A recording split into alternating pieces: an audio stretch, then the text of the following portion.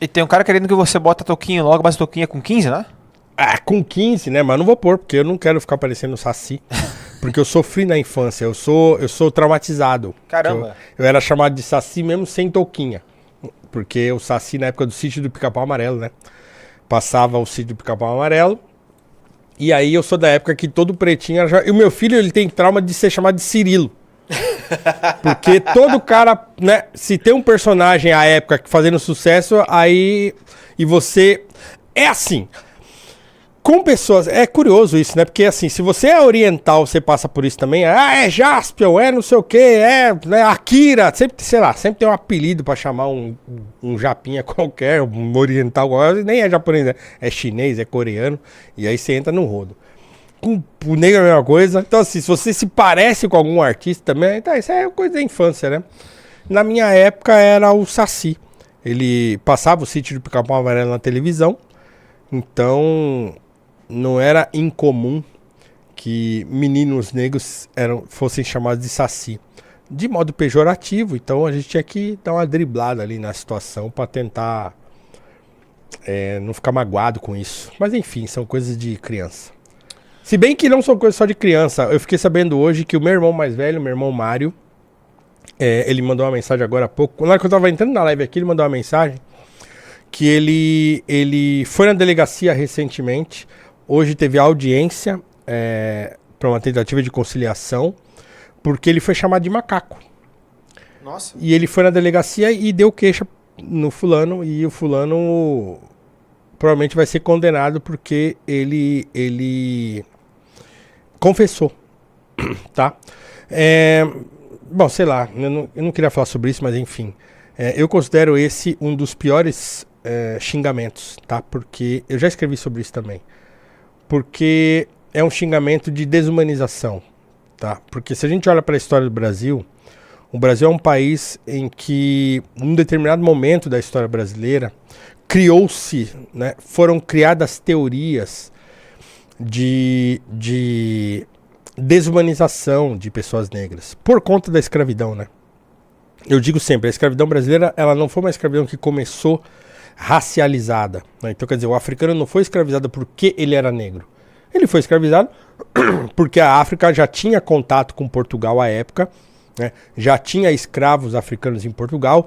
Aliás, o norte da África, ali, os mouros, já tinham dominado a Península Ibérica por 700 anos, né? Então quer dizer, né, os africanos tinham escravizado os europeus por 700 anos, né? Do século 7 ao século 14, a Península Ibérica, ali, né, Espanha e Portugal, foram, né, dominadas por africanos, né, do norte da África, ali, os mouros. Então, esse contato entre África e Portugal e Espanha já existia há muitos séculos, né? Então, quando os portugueses chegam na costa africana ali no século XV, né, tinha um mercado lá de escravos, que era o mercado de escravos dos mouros, já há 1 milênio que esse mercado de escravos estava lá. 1 milênio, tá? Quando a escravidão colonial começa, o mercado de escravos no continente africano já tinha 1 milênio, pelo menos. Então foi uma coisa circunstancial. Óbvio que depois isso vai se transformar no chamado comércio, né, do Atlântico, e uma coisa dantesca, né, que é milhões e milhões e milhões de pessoas que eram capturadas, porque aí quando criou-se o mercado de escravos, aí a coisa entorna, porque assim, até aquele momento, o escravizado era o espólio de guerra. Então, os grupos guerreavam lá, as tribos guerreavam, e aí aqueles que eram capturados eram vendidos como escravos.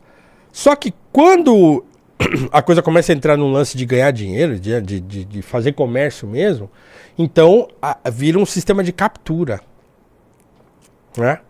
Então grupos que em contato com os portugueses faziam lá os acordos, eles entravam pelo meio da mata africana lá e capturavam outras pessoas de outras etnias e outras tribos e tal, e escravizavam e vendiam, e aí se tornou esse troço absolutamente, né, dantesco, que foi a escravidão colonial. Mas ela não começou assim. Então, só que aí, a partir do século XVIII, começam a se criar as teorias eugenistas, né? As teorias de raça, elas aparecem no século XVIII, Então a escravidão já acontecia há mais de 2 séculos, quando as ideias de raças humanas começam a surgir na Europa. E aí isso vai aterrissar no Brasil no século XIX. Então quando chega no século XIX, começa a se falar em termos raciais, né? E sobretudo dizer que o africano ele era um ser involuído, ou menos evoluído do que o europeu. Então começa a se, né, ventilar como se fosse científica essas ideias de que o africano vinha de um tipo de povo cuja evolução ainda não tinha chegado no seu estágio mais alto. Então o africano, no século XIX, para uma parte gigantesca da nossa intelectualidade, dos nossos cientistas, ele era um semi-primata mesmo. Então isso espalhou no Brasil. Quando você pega autores como Nina Rodrigues, como você pega autores franceses como Arthur de Gobineau, né, ou Conde de Gobineau, que foi amigo de Dom Pedro II, que reprovava essas teorias no Gobineau. O Gobineau, que foi secretário do Alexis Tocqueville e levou uma reprimenda do Tocqueville por ficar espalhando essas teorias malucas sobre evolução. Mas isso aconteceu, tá?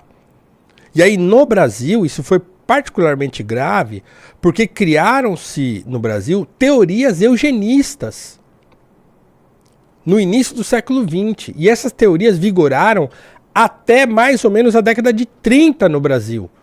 O governo Getúlio Vargas chega a colocar numa das constituições promulgadas por ele que no Brasil nós deveríamos estimular a educação eugênica. Que era o que é isso? Fazer os europeus, né, trazer imigrantes europeus para o Brasil, fazê-los casar entre si e meio que escantear, marginalizar a população negra a fim de branquear a sociedade brasileira. Isso foi um projeto brasileiro. Não é um negócio inventado, não. Isso aconteceu. Em São Paulo existia a Sociedade Eugênica de São Paulo, tocada pelo Renato Kell, que era um eugenista brasileiro.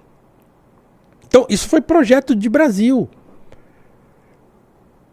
Então, é nesse contexto que o xingamento de macaco surge.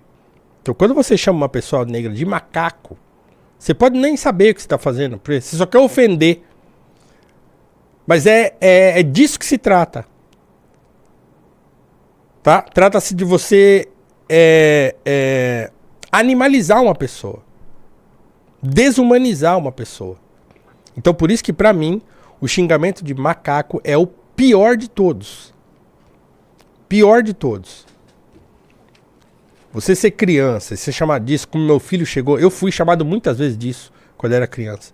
Agora ninguém ousa fazer isso na minha cara, mas enfim. Meu filho foi chamado de macaco, chegou em casa um dia falando isso. Ó, o menino me chamou de macaco hoje na escola. Meu filho tinha, sei lá, 8 anos de idade, 7. Falei, o que você fez? Eu não fiz nada, ninguém gosta dele mesmo. Mas ele foi xingado. Então, assim... E aí meu irmão me contou que ele prestou queixa. Então... infelizmente é assim, né? Que as coisas são. Mas enfim... Fecha mais um parênteses de lamúrias do Paulo Cruz.